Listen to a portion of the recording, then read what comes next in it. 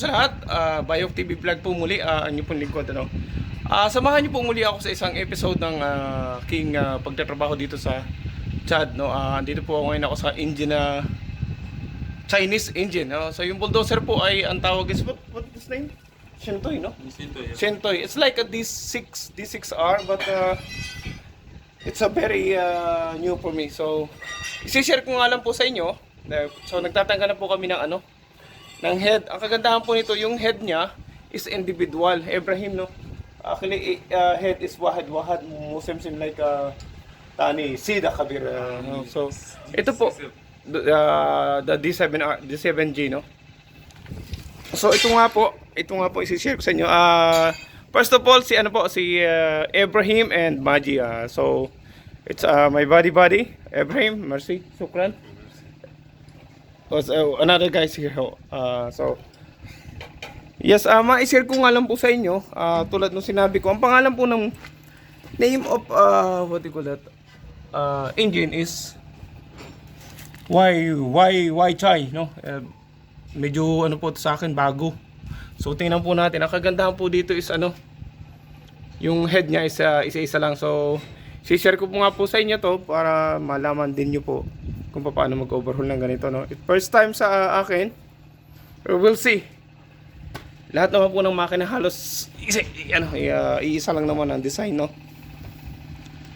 Yan po siya. And natanggal na po namin yung isang what do you call that, head, bali dalawang head na po siya, no? Yung number 5 and number 6, no? Maganda naman po yung niya, yung liner, no? Yung sa loob. So hindi ko po alam, tingnan ko kung yung meron bago ako na liner o kaya ay papalitan ko din po ito, no? So ayan nga po, po. Actually ito pong na to, itong unit na to is consuming more oil, maybe around how many oil in one day? 10 liter? 10 liter. 30. 10 liter. 10 liter.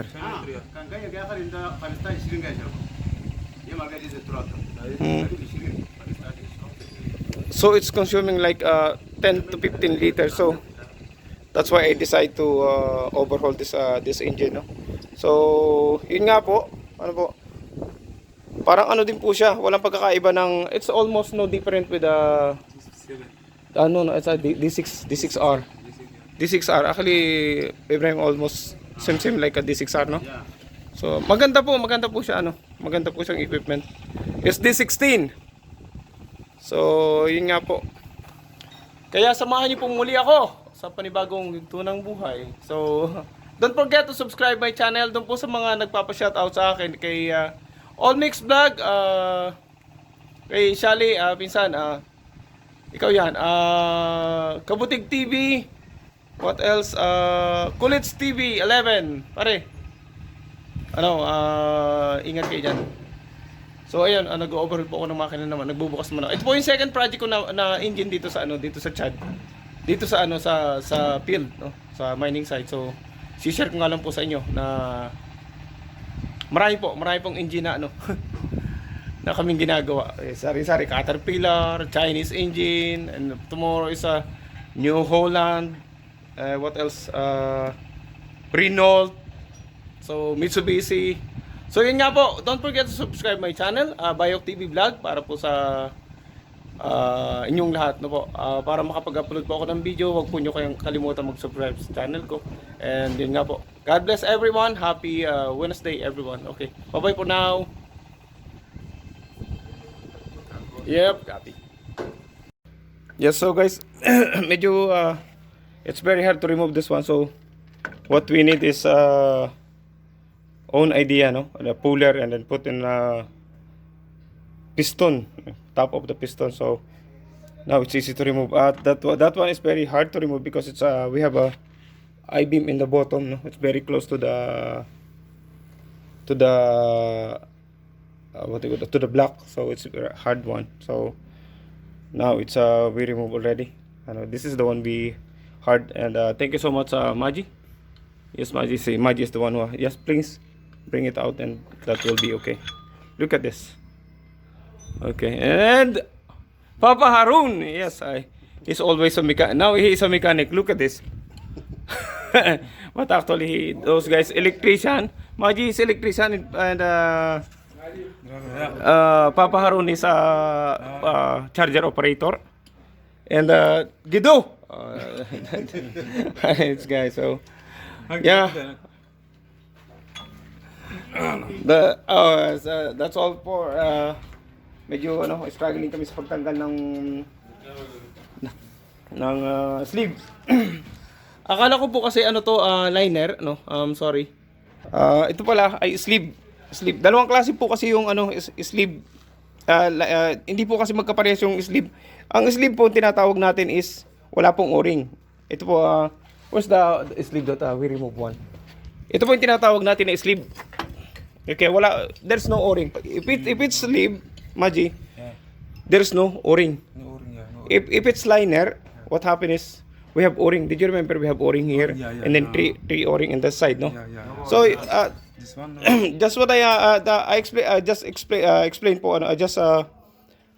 sharing lang po correct me if I'm wrong. Sleeve no liner, no o-ring.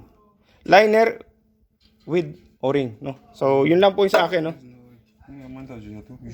Yeah. Medyo mahirap pong tanggalin. Grabe. It's like Papa Haron is struggling to remove. No. Well, this is original, but This is no original. huh? Yeah, This is no original. this is not original. Okay. Yes, yun nga po, meron pa kami natitirhan na dalawa. Number 2 and number 5. So, bukas na lang po kasi medyo gabi na. Yeah, bukra. And thank you so much po, Bayok TV Vlog. Support my YouTube channel and also Abakar. Yes, Abakar. Edgar, salam alaikum.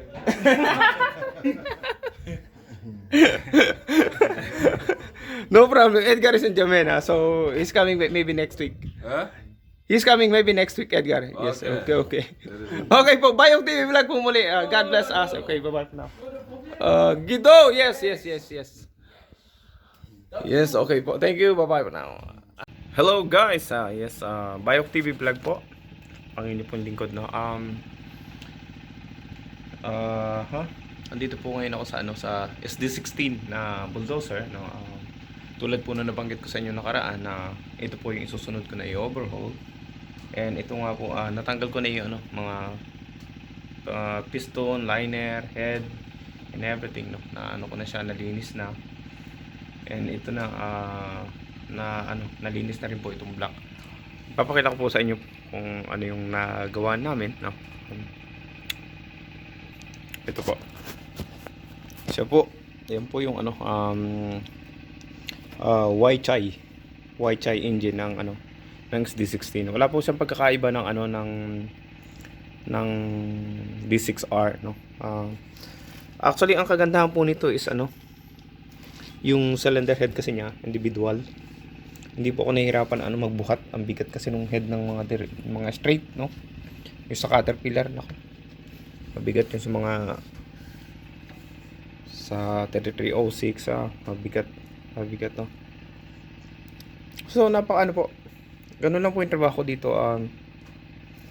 Ang hawak ko po kasi ay exploration. Yung lahat ng operator is under my control, no. And sa workshop syempre, yun yung aking main, yung mga helper mechanic. So ako yung nagmamanage. At the same time ako na rin po yung gumagawa. Kasi mahirap po silang pagtiwalaan, hindi ho na gagawa ng maayos talaga, no. So talaga kailangan yung supervision, no. Kaya andito lagi ako. So po, masaya na yung trabaho natin is nagagawa natin, especially sa ganitong bansa.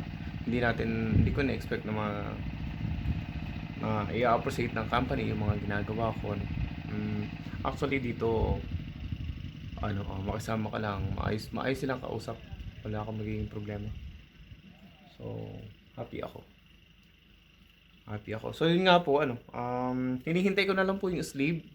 Hopefully, dumating siya tomorrow or Monday, no? So, maumpisan ko na po itong buuhin, no? Dito na, nasa akin na po yung, yung ibang parts. Like yung, yung piston, yung mga connecting rod pin, no? Sa akin na po. Ito po yung head niya. Ito po yung head niya, So, maganda po to, magandang Parang yung sa Mercedes po na 911 ba yun? Yung long nose na Mercedes. Walang pinagkaiba. Sa pag po nito, isi-share ko lang po sa inyo, sana po may mapulot kayo. Doon sa aking mga sinishare sa inyo. Kulang na isang sana po may mapulot kayo doon sa sinishare ko sa inyo. And, po yung uy, kulang. Wala isang piece din eh. Hanapin ko. So, yan po ready na po yan. Malinis na yan lahat. Ko na yan na yung mga oil passage niya, nilinis ko na lahat, no. So, kailangan na lang siyang hihintay na lang siyang i-install. So, yan nga po yung head, no. Pinagdikit-dikit ko lang pero po yan, isa-isa po yan. Individual po siya. Makikita mo yung may mga dugtungan siya. So, yun nga po, dapat mabuo ko ito this week, no. Dapat mabuo ko siya this week kasi kailangan din naman po ito sa mining. Muhammad Nur, assalamualaikum. Waalaikumsalam. Yes, okay. Again, my buddy Muhammad Nur. Good morning. He's with me from Parsha, Jamena, Jamena Chaga. Chaga. ما في مشكلة, no problem. Okay. ها؟ Sali? الدنيا بقرة قاعد يسلي. Go Sali? Okay, sorry. Kala Sali? خلاص. Okay, sa Abakar, my welder. Okay. Yes, merci, Abakar. Okay. Mapi. Actually, alin Mapi? Alin na shop wahad ni Mapi. So, dakil mo jud kalas. واقع. Yeah, kalas. Okay. So, yun nga po. Dito po yung yung mga mga connecting rod, no. Connecting rod. Ito po. So, bubuhin ko na po siya. Ito po siya, yan. Pinagtatanggal ko na po yung luma. Nandito po yung bago. So, yun nga po. Sinishare ko lang po sa inyo. Sana po may mapulot kayo sa akin sinishare. And, maging